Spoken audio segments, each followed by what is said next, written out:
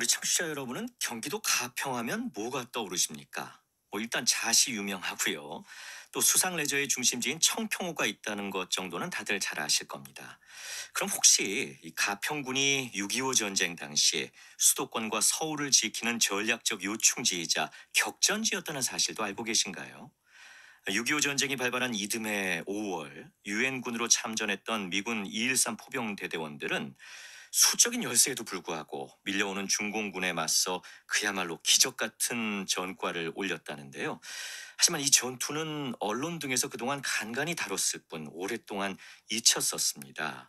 그런데 몇 년 전부터 미군 참전 용사들의 용기와 희생을 기리는 행사가 가평군에서 열리고 있는데요.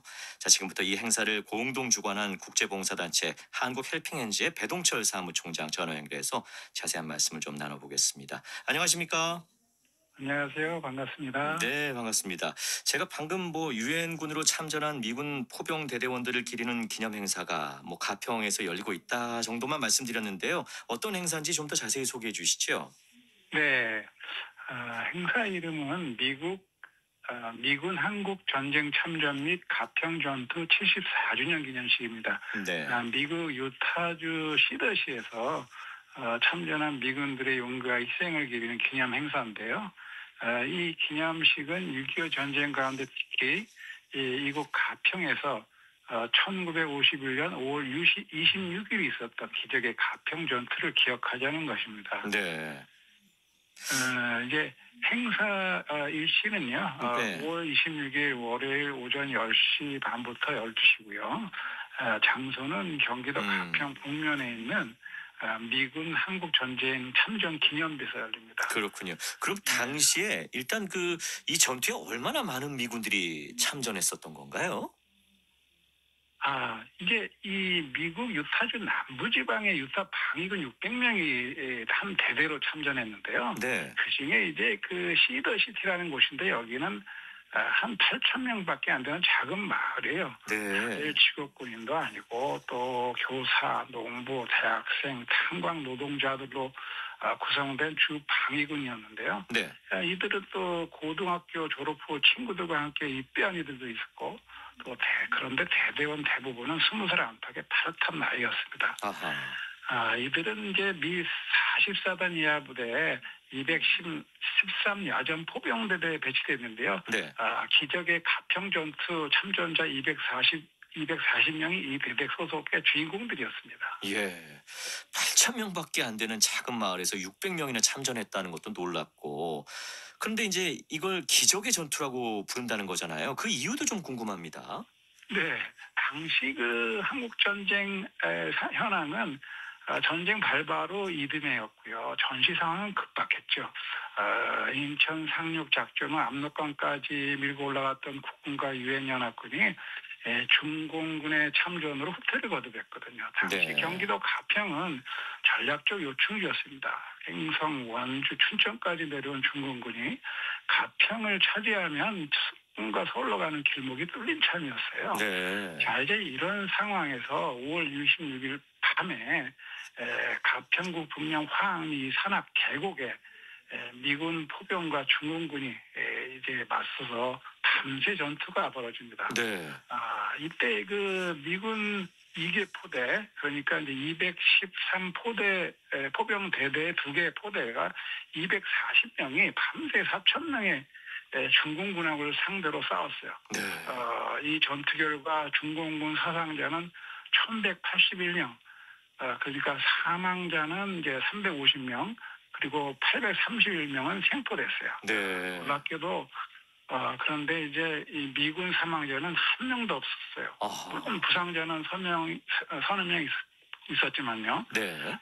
그리고 이 부대원 600명은 모두 집으로 돌아갈 수 있었습니다. 누가 들어도 믿기지 않는 전과였죠. 그러게요. 그래서 미국에서도 지금 이것을 기적의 가평 전투라고 부르고 있습니다. 아니 이게 수적으로 240명 대 4,000명인데 이게 가능한 일인가 참 놀랍기도 하고 전사자가 한 명도 없다는 게 더더욱 놀랍습니다. 어떻게 이런 일이 가능했었을까요? 네. 사실 그 이 지휘관의 뛰어난 전술 덕분에 213 포대 대대가 중공군 일개 사단을 물리칠 수 있었는데요. 이 병사들을 지휘한 프랭크 델리 중령이 2차 세계대전 당시 참전 경험이 있었고 또 부대에서 널리 존경받는 분이었는데 네. 특이한 것은 이분이 그 포병이니까 150mm급 포를 가지고 있었는데 중공군이 몰려오니까 예. 이 포탄이 공중에서 터지게 조절을 해서 아하. 중공군을 퇴치하는 이 지혜를 발휘합니다. 네. 또 이 병사들은 사실 작은 시골에서 같이 자란 가족이고 친척이고 또 학교 동창 또 유년 시절 친구와 함께 싸웠었거든요. 그랬겠어요. 예. 서로에 대한 놀라운 그 연대와 믿음을 갖고 있었죠. 또 이 부대는 함께 참전한 한 가족이 삼형제가 있었어요. 근데 이 삼형제 가운데 한 명은 18살임에도 불구하고 나이를 속여서 참전했었다고 하네요. 네. 또 마지막으로 이 참전 군인들이 이제 훈련에 있는데요. 이들은 이제 한국 떠나기 전에 시애틀의 인근 루이스 기지에서 훈련을 받았는데 네. 이들은 원래 그 보충대대로 그 유럽에 보내질 예정이었습니다만 이 유타군 부대가 워낙 그 훈련에 능숙하고 정확하고 부지런해서 당시 지휘관들이 이들을 한국으로 보내기로 결정했습니다. 바뀐 거군요. 그들이 정말 그렇게 잘 준비되어 있었습니다. 네, 그렇군요. 이게 낯선 타국에서 그것도 생사를 넘나드는 전장에서 600명 모두 무사 귀국했다. 이보다 감사한 일이 어디 있었겠습니까? 이게 가능한 일인가 싶기도 하고요. 그나저나 뭐 늦게나마 어쨌든 이분들의 용기와 희생을 기리는 기념식이 열려서 다행이란 생각이 드는데 이 행사는 어떻게 해서 시작하게 된 건가요? 한국 전쟁 맹방국 용사선양사업회 최흥성 회장이라는 분이 주도적으로 이 단체를 결성하고 자기 사유지 전평을 내놓고 이제 2016년 2월에 그 현장에 그 미군 한국전쟁 참전 기념비를 세웠어요. 네. 이를 계기로 많은 분들이 이제 기념비를 방문하게 되었고요. 이제 가평전투 70년이 되는 지난 2021년 그 5월 26일에 이 사업회 이제 최 회장님과 또 저희 한국 헬칭엔지가 보다 많은 사람들에게 이 기적의 소식을 알리기 위해서 의기투합해서 기념식을 갖게 되었습니다. 그렇군요. 근데 이제 6.25 전쟁 당시 참전했던 그 미군들은 모르긴 해도 고령이거나 이미 돌아가신 분들이 좀 많으실 것 같은데 기념식에 직접 참석하기는 좀 힘들 것 같아요. 뭐 기념식은 어떤 식으로 진행됩니까? 네. 사실 이제 이 당시 전쟁에 참전한 용사들은 대부분 돌아가셨고 이제 현재는 3명만 생존해 계시고 다 90세 고령이세요. 그래서 이제 이분들은 못 오시지만 참전 용사들의 고향인 시더시의 이제 시장과 관계자들이 오게 됩니다. 또 우리나라를 포함해서 미국 유타주 등지에선 국내 자원봉사 청년들이 참석해서요. 당시 그 젊은이들을 상징하게 되고 또 이들은 또 한미 양국의 국가를 부르면서 이제 모임을 우리가 시작합니다. 또 이어서 시더시의 가스그린 시장이 시를 대표해서 축사를 하고 이분은 이제 시더시에서 태어난 분이야. 또 참전 용사들이 다 이웃이고 친척들이죠.